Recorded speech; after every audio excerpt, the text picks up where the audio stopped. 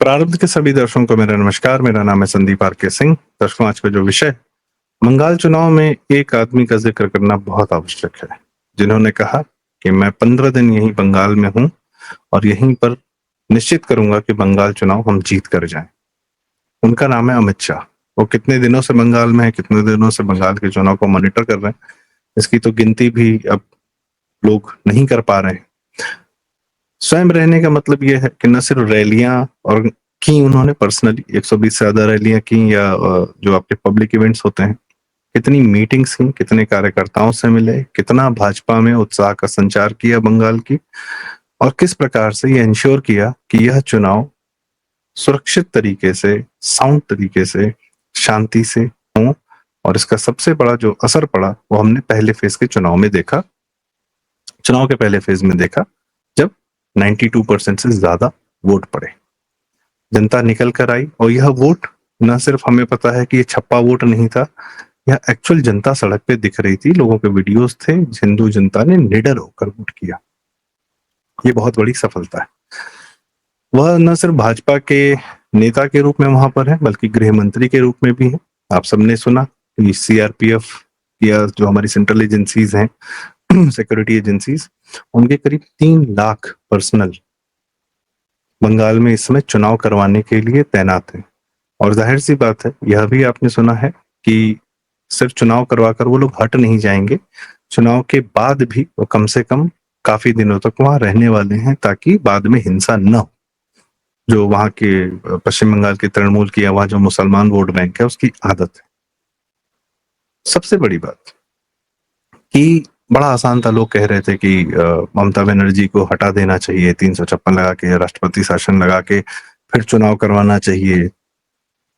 नहीं, बंगाल के हिंदू में हिंदूपन था, उसको यह मौका मिलना चाहिए था कि वो लोकतांत्रिक तरीके से दुश्मन को सामने देखकर उसको रौंदे, और दुश्मन भी अपनी सारी ताकत लगा ले, और उसके बाद बंगाल का हिंदू उसको हराए। ये बहुत आवश्यक था, क्योंकि बंगाल का चुनाव युद्ध नहीं था। सॉरी, बंगाल का चुनाव कोई आम चुनाव नहीं है, बंगाल का चुनाव एक युद्ध है। वहां पर युद्ध वहां की भूमि की रक्षा करने के लिए वहां के लोगों को खुद ही लड़ना था। लेकिन जो उनको माहौल चाहिए था, जो उनको आधार चाहिए था, जो उनको एक मजबूत नींव चाहिए थी, सबसे पहले तो एसआईआर के माध्यम से जो फर्जी वोट पड़ते थे और जो मृतक लोगों के नाम पर मुसलमान फर्जी वोट डालते थे, वह हटाए गए, ताकि हिंदुओं को वोट को काउंटर करने के लिए फर्जी वोट ना पड़े। उसके बाद जो इन हिंदुओं को वोट डालने की इच्छा है, वह निडर होकर अपने वोटिंग बूथ पर वोट डाल सकें, उसके लिए जैसा हमने बताया कि सीआरपीएफ की, सेंट्रल सिक्योरिटी एजेंसीज की इतनी बड़ी यूनिट्स वहां लगी, जिन्होंने लोकल पुलिस को भी साइड कर दिया, क्योंकि लोकल पुलिस भी बंगाल की मुख्य रूप से ममता के साथ या तृणमूल के साथ या उसी सिस्टम का पार्ट रही है 50 साल से, कम्युनिस्टों के शासन से। वो कम्युनिस्टों और इस्लामिकों के यहाँ यह होता है कि उनकी जो पुलिस होती है वो जनता के लिए नहीं होती, पुलिस या सेना, वो उनकी अपनी पर्सनल आर्मी बन जाती है, और उससे वो अपनी ही जनता को प्रताड़ित करते हैं। खैर, 2 लेवल पर कार्य किया एज ए गृह मंत्री। एसआईआर को पूरी तरीके से इलेक्शन कमीशन ने जिस तरीके से करवाना चाहा, करवाया। उसकी भी सिक्योरिटी उन्हीं लोगों को भी, जितने अधिकारी थे, वह भी प्रोवाइड कराई, और जनता को भी सिक्योरिटी प्रोवाइड कराई। ऐसा क्यों किया अमित शाह जी ने? इतना पर्सनल क्यों ले लिया इस चुनाव को? सबसे पहले जनसंघ के संस्थापक श्री डॉक्टर श्यामा प्रसाद मुखर्जी जी के प्रति अमित शाह जी का बहुत ज्यादा सम्मान है। आप लोग को याद होगा, संसद में उन्होंने तमतमा कर कहा था कि कश्मीर के लिए जान दे देंगे हम। एक जो नारा था ना, एक विधान एक निशान, और जो डॉक्टर श्यामा प्रसाद मुखर्जी जी ने दिया था कि 2 निशान 2 विधान नहीं चलेंगे, नहीं चलेंगे, कश्मीर के संबंध में था। और 370 हटाने की में सबसे बड़ी भूमिका किसकी थी? तो अमित शाह जी की। सपना किसका था? श्यामा प्रसाद मुखर्जी जी का। वह गए थे कश्मीर, उनकी वहां पर मिस्टीरियस तरीके से मौत हो गई थी। कहाँ के थे? बंगाल से थे। तो बंगाल को वापस लाना बहुत बड़ा आवश्यक कार्य था। बंगाल को इस्लामिक तंत्र के हाथों में नहीं सौंप सकते। दूसरा, बॉर्डर स्टेट है, भारत की सुरक्षा के लिए बहुत आवश्यक है। As a home minister Amit Shah ji ने बहुत सारे भारत के विरोधी या भारत में जो सशस्त्र आंदोलन करने वाले लोग थे उनको निपटा दिया। दिस इज द वर्ड, निपटा ही दिया, चाहे नक्सल्स हो चाहे पीएफआई हो। और इसलिए भी थोड़ा सा ये पर्सनल एस्पेक्ट आपको अमित शाह जी का इस चुनाव में दिखता है। दूसरा, 2021 में जब ममता जीतती है उसके बाद भाजपा हिंसा का तांडव शुरू होता है और यह कहा जाता है कि भाजपा के लोगों ने वहां की जनता को छोड़ दिया। ये सारा आरोप अमित शाह जी पर अंततः गिरता था, क्योंकि भाजपा जो है पार्टी, जेपी नड्डा जी उसके अध्यक्ष थे, पर अंततः सबको पता था कि अमित शाह जी उससे पहले अध्यक्ष थे और काफी हद तक वह नियंत्रित करते थे। तो ये भाजपा को बचाने का, और उस समय होम मिनिस्टर भी वो थे, तो भाजपा के कार्यकर्ताओं, वहां की हिंदू जनता को बचाने का कार्य का जिम्मा अमित शाह जी के ही मत्थे डाला जा रहा था, जो एक हद तक सही भी था। पर चूंकि उनके अपने कार्यकर्ता मारे जा रहे थे, आप सोचिए ऐसा लीडर जिसके अपने लोग, जिनको वह जानता होगा, या जिन लोगों की हत्या हो रही है वो किसी न किसी रूप में उनकी पन्ना प्रमुख या इस प्रकार से जो भी ऑर्गेनाइजेशनल स्ट्रक्चर होता है, कहीं ना कहीं मीटिंग भी हुई होगी, कहीं ना कहीं मिले होंगे 2021 से पहले भी, बंगाल चुनाव से पहले भी उनके जानने वाले लोग की हत्या हुई थी। यह पीड़ा भी उनके अंदर थी, और उन लोगों की जिनकी हत्याएं हुई है, जिनके साथ ममता बनर्जी के गुंडों ने, मुसलमान वोट बैंक ने, बंगाल के इस्लामिक तंत्र ने इतना अत्याचार किया, उनसे बदला लेना ही सबसे बड़ी सच्ची श्रद्धांजलि होगी उन लोगों की, उन लोग के प्रति। तो यह जिम्मा भी अमित शाह जी के ही मत्थे था। 5 साल बाद उनको मौका मिला और उस पे उन्होंने इस बार कोई कसर नहीं छोड़ी। तीसरा चीज, जिस नक्सलवाद को अमित शाह जी ने खत्म किया वह शुरू होता है, और वैसे तो नक्सलवाद उसको कहते हैं, एक्चुअली वो कम्युनिस्ट है, माओवाद है। तो चाइना के जो माओ था उसने अपने लोगों को मारा था, माओवादियों ने शुरू किया था, पर वो बंगाल में एक जगह है नक्सलवाड़ी, उस जगह से शुरू होती है, तो इसलिए उसको नक्सलवाद का नाम दे दिया गया, लोकलाइज्ड उसको बनाने के लिए। वामपंथी जो है ना, ये लेबलिंग में या शब्दों के चयन के बहुत पर्पसफुल होते हैं। खैर, उस नक्सलवाड़ी का कभी ध्यान नहीं रखा कम्युनिस्टों ने, न सड़क, न बिजली, न पानी, कुछ नहीं। तो पहली बार भाजपा का अध्यक्ष, भाजपा का सांसद वहां बनता है, तब वहां पर जो है थोड़ा बहुत विकास कार्य शुरू होता है। तो नक्सलाइट्स निपटाए, तो नक्सलाइट्स की जो जन्मभूमि है नक्सलबाड़ी, उसको भी मुक्त करवाना ही था। दूसरा, जब नक्सल निपटा लिए तब उसके बाद आपकी जो सिक्योरिटी एजेंसीज हैं वो काफी हद तक खाली हो जाती। नहीं तो पूरे भारत में नक्सल्स कहाँ कहाँ फैले हुए हैं और किस तरीके से फैले हुए थे, कितने जंगलों में थे, तो आपकी मैक्सिमम सिक्योरिटी एजेंसीज वहां इन्वॉल्व थी। और ऐसा नहीं है कि आप बंगाल चुनाव के लिए अलग से सिर्फ नए नवेले लोग रिक्रूट कर लें और वहां पर सिक्योरिटी एजेंसीज को भेज दें, ऐसा नहीं होता। आपको सुरक्षा के लिए, लोगों की सुरक्षा के लिए ट्रेंड लोगों की आवश्यकता होती है, स्किल्ड लोगों की आवश्यकता होती है। तो बंगाल चुनाव, आप सोचिए 31 मार्च 2026 डेडलाइन थी नक्सल निपटाने की। कभी कोई डेडलाइन दे के इस तरीके से कार्यक्रम करता है? नहीं। डेडलाइन क्यों तो रही होगी? क्योंकि अप्रैल में बंगाल के चुनाव थे और ये सारी की सारी सिक्योरिटी एजेंसीज बंगाल में चाहिए थी, इसलिए भी डेडलाइन थी कि जल्दी जल्दी काम खत्म करो, उधर चलना है। इस प्रकार से घेराबंदी करके बंगाल चुनाव को, जनता को वहां पर निडर बनाया गया। उसके बाद अभी हम उनके कुछ वीडियोस देखते हैं। आप देखिए किस प्रकार से उन्होंने कड़े शब्द, इतने कड़े शब्द तो अमित शाह जी ने कभी बोले भी नहीं।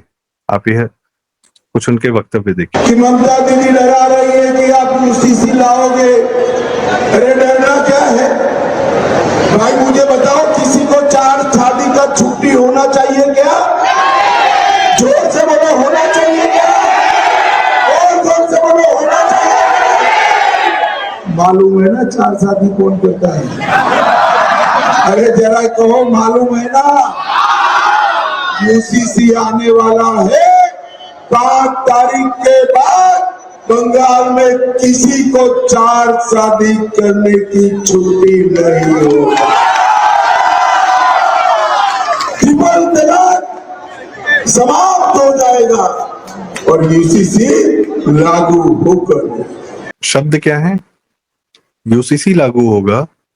और उसके बाद सबसे पहला लाइन क्या है कि 4 शादी कौन करता है, आप लोग को तो पता ही होगा, उनको अब अनुमति नहीं होगी। इतने कड़े शब्द एज अ गृह मंत्री बहुत कम सुनने को मिले अमित शाह जी के। कठोर है यह तो पता है, पर अक्सर जो है इतने कड़े शब्दों का इस्तेमाल नहीं करते। आगे और सुना जाए। बस रहने दो पुलिस। ओए, अरे ओ भाई, ए पुलिस, इसको वापस खींचो भाई। अरे तुम, ओ बंगाल पुलिस, जरा वापस जाओ।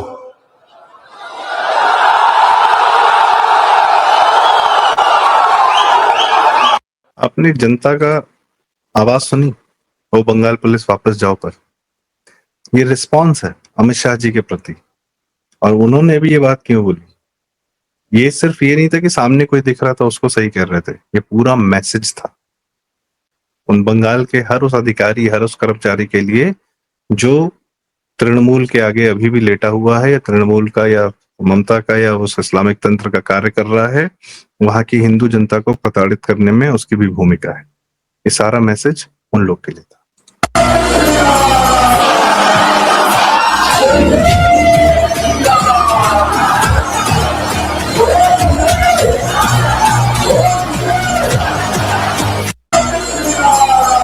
जनता में क्रेज देखिए।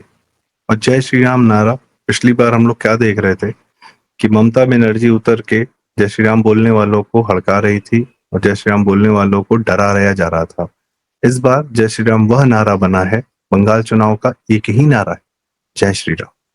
जय श्री राम वह नारा है जिसने बंगाल को मुक्ति दिलाई है, लाखों हिंदुओं को, वहां के करोड़ों हिंदुओं को एक उम्मीद दी, एक आशा दी। और उस नारे को घर घर तक पहुंचाने का कार्य भाजपा के कार्यकर्ताओं ने किया। उन भाजपा कार्यकर्ताओं को पूरी हिम्मत फ्रंट पे खड़े होकर एक इंसान ने दी है जिसका नाम है अमित शाह। एक वीडियो और देखते हैं। लोगों को पता होगा गंगा सागर भारत में एक बहुत महत्वपूर्ण तीर्थ है। जहां पर गंगा जी सागर से मिलती हैं, वहां पर बहुत सारे कर्मकांड होते हैं। और यह उतना ही पुराना है जितना हमारा प्रयागराज का कुंभ है, या हरिद्वार, या कहीं पर भी जो हमारे कुंभ होते हैं। गंगा सागर पर जाना भी एक प्रकार का तीर्थ यात्रा है। और जहां पर गंगा जी सागर से मिलती हैं, गंगा सागर बोलते हैं। बहुत सारे जीवन के काम भी होते हैं, यहाँ पूजा अर्चना भी होती है, वहां लोग जाते भी हैं। तो वहां पर पूजा अर्चना भी करते हैं, माँ काली की जो जगह है। पर गंगा सागर समस्त हिंदुओं का एक बहुत बड़ा तीर्थ है। और गया में तो पिंडदान होता है, गंगा सागर जी पर भी जो है हमारे पुरखों का पिंडदान इत्यादि होता है। वह परंपरा भी होती है। जैसे प्रयाग में संगम में आप डुबकी लगाते हैं, प्रयाग में संगम में आप अपने क्या बोलते हैं, विसर्जन भी किया जाता है।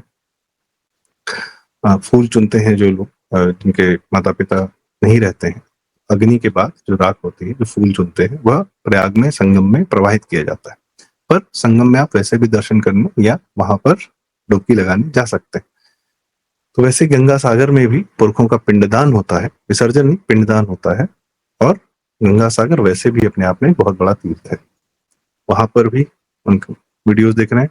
मोदी जी तो खैर बहुत सारे मंदिर सब लोग जा ही रहे हैं, बेलूर मठ भी गए, पर गंगा सागर पर भी दिखना, वहां पर पूजा अर्चना करना, इसका मतलब है कि हिंदुओं का जो इतना महातीर्थ है, उन सबका ध्यान, उन सबका भी ध्यान रखा जा रहा है हिंदुओं को निडर बनाने में कि यह आपका धर्म है, यह आपकी सनातन है, यही आपकी भूमि है और इसको आपको ही बचाना है। अन्यथा अगर इस्लामिक रूल हो जाएगा तो वो तो गंगा सागर भी बंद कर देंगे। जैसे आजम खान ने कुंभ में गंदगी मचवाई थी, ऐसे ये लोग भी करते थे। अब देखिए, एक बार यदि भाजपा सरकार आती है तो ये जितने तीर्थ हैं बंगाल में, मंदिर हैं, इनका किस प्रकार से कल्याण।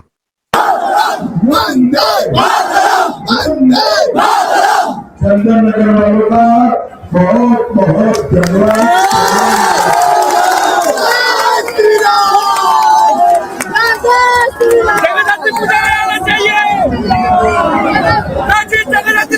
यह अमित शाह जी की आखिरी रैली थी आज की, क्योंकि आज शाम से चुनाव प्रचार जो है बंद हो जाते हैं सेकेंड फेज के।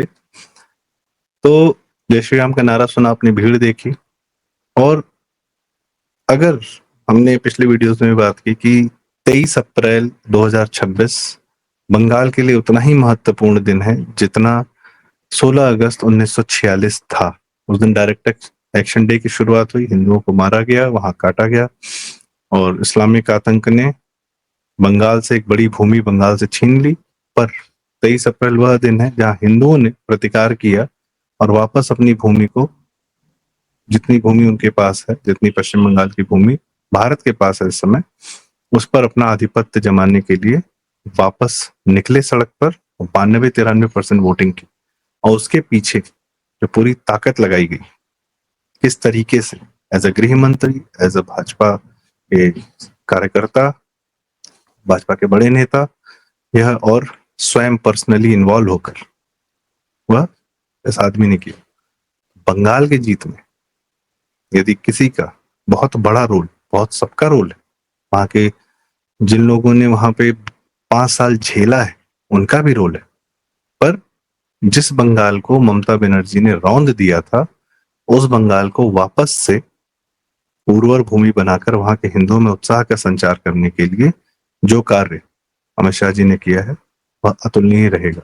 4 मई को अब रिजल्ट कुछ भी हो, प्लस एक बात और, लोग कहते हैं कि निडर कैसे बनाया, वह हिंदू निडर कैसे हो गया। अमित शाह जी ने बंगाल में रहकर यह भी जनता को बताया होगा कि मेरे पास एक ब्रह्मास्त्र पड़ा हुआ है 356 का, चुनाव लड़िए, जीतिए, वो ज्यादा आवश्यक है। पर यदि किसी प्रकार से ममता आ भी जाती है तो 356 तो है हमारे पास, वो हम हटा देंगे। सुप्रीम कोर्ट में ममता ने क्या क्या किया है सुप्रीम कोर्ट को पूरी पता है लिस्ट। तो ममता को सुप्रीम कोर्ट से भी रिलीफ नहीं मिलेगी। 356 अगर एक बार लगा दिया जाता है तो ममता को वहां भी कोई सुनवाई होगी नहीं। तो ममता जीते चाहे हारे, ममता सीएम नहीं रहेगी। इस प्रकार की बात यदि जनता में गई होगी तो जनता और निडर हो गई, हाँ ठीक है अब तो आना ही है। ममता नहीं आएगी, तृणमूल नहीं आएगा, यह तय है। क्योंकि ममता की आदत है या तृणमूल की आदत है, इस्लामिक तंत्र की आदत है कि चुनाव जीतते ही हिंसा करने लगते हैं। तो जैसे हिंसा होगी, इस बार 356 लगाना कोई बड़ी बात नहीं होगी। और इस बार बंगाल को तृणमूल या ममता के हाथ में नहीं छोड़ा जाएगा। 15 दिन में रखकर 15 दिन बंगाल में रहकर यह भी इंश्योर किया गया होगा कि यह मैसेज देना बहुत आवश्यक है। लेकिन ये मैसेज आप पब्लिकली नहीं दे सकते, आप अपने लोगों के माध्यम से लोगों को दिलवा सकते हैं। तो यह माहौल ने भी हो सकता है, इस मैसेज ने भी निडर बनाया, ममता नहीं आ रही। ये उनके लिए मैसेज है कि मां जिनके दिल में डर हो कि मान लो आ गई तो क्या होगा। तो वह एक मैसेज भी बड़ा जरूरी है कि अंतिम शस्त्र तो है, पर उससे पहले युद्ध तो लड़े जिसको लड़ना है। केंद्र सरकार के पास तो सारे शस्त्र हैं। अब लोग कहेंगे पहले क्यों नहीं लगा दिया। पहले लगाने से ममता को बेनिफिट भी होता, ममता विक्टिम कार्ड भी खेलती, और साथ में जो हिंदुओं का उबाल है शत्रु को सामने देखना और उसकी गंदगी, उसकी घटिया हरकत देखना, वो बहुत आवश्यक है। और लोकतांत्रिक प्रक्रिया से यदि आप बंगाल जीतते हैं तो आप दुनिया को भी मैसेज देते हैं कि लोकतंत्र ही सबसे सही तरीका है जीने का। दुनिया में अमेरिका और चाइना, ये सब चाइना के मोड में जा रहे थे कि एक ही पार्टी रहेगी, आराम से रहेंगे, कोई दिक्कत नहीं है, ऑल्टरनेटिव व्यूज थॉट्स नहीं चाहिए, डेवलपमेंट करते रहेंगे।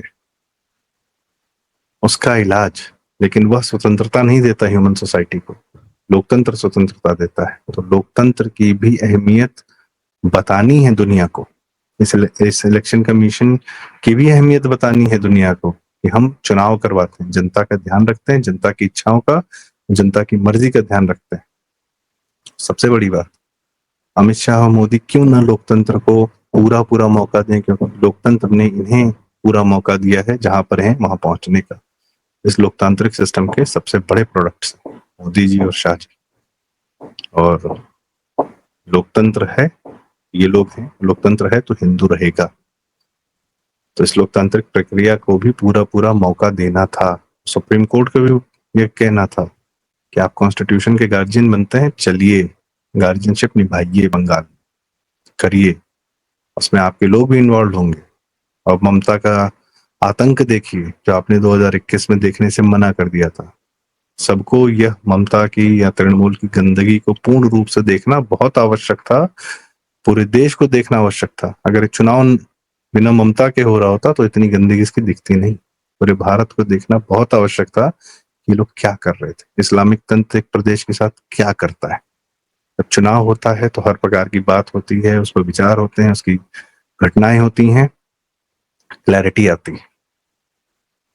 तो चुनाव बहुत आवश्यक था।